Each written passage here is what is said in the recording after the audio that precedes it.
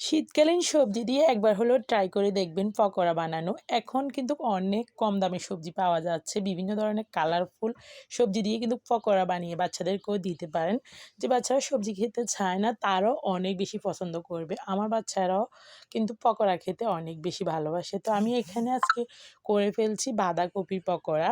এখানে আমি বাঁধাকপি নিছি অল্প একটু। এটাকে আমি ভালোভাবে কুচি করে নিছি। আপনারা চাইলে অন্য সবজিও অ্যাড করতে পারেন। আমি এখন শুধু বাঁধাকপিটাই দিতেছি। এরপর এটাকে আমি ভালোভাবে ক্লিন করে একটু লবণ দিয়ে ১ মিনিট মেখে নিব যেন এটার থেকে পানিটা বাইর হয়ে যায়, কোনো পানি না থাকে। এরপর এটাকে ভালোভাবে আমি পানির থেকে চিবিয়ে নিব।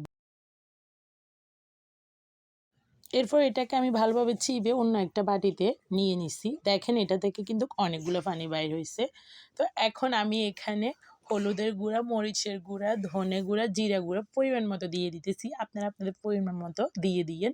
এরপরে আমি অফ ক্যামেরা এখানে একটা ডিম, ধনেপাতা, কাঁচামরিচ কুচি, ২ টা পেঁয়াজ দিয়ে দিচ্ছি। এই ভিডিওটা আমার স্কিপ হয়ে গেছে তাই দেখাতে পারলাম না। তো দিয়ে এরপরে আমি এখানে অল্প একটু চাউলের গুঁড়া ইউজ করছি আর হচ্ছে অল্প একটু ময়দা ইউজ করছি। আপনারা চাইলে ময়দার পরিবর্তে বেসনও দিতে পারেন, হাতের কাছে যেটা থাকে আর কি। এরপর আগে থেকে আমি প্যানে তেল গরম বসিয়ে দিছি। এরপর আমি একটা করে দিয়ে দিব পকোড়াগুলা। এখানে আমার প্যানটা অনেক বড় তাই সবগুলো একসাথে দিয়ে দিতে পারছি। আপনারা চাইলে ২ ভাগেও দিয়ে দিতে পারেন। এরপর এটাকে আমি লো হিটে ভেজে নিব। বেশি আগুন দিলে কিন্তু এটা উপর দিয়ে পুড়ে যাবে, ভিতরে হবে না। তো দেখেন আমার এগুলো হয়ে গেছে। তো একবার হলেও ট্রাই করবেন। অনেক বেশি মজা লাগে এটা। বিকেলের নাস্তায় থাকলে বাচ্চারা অনেক পছন্দ করে।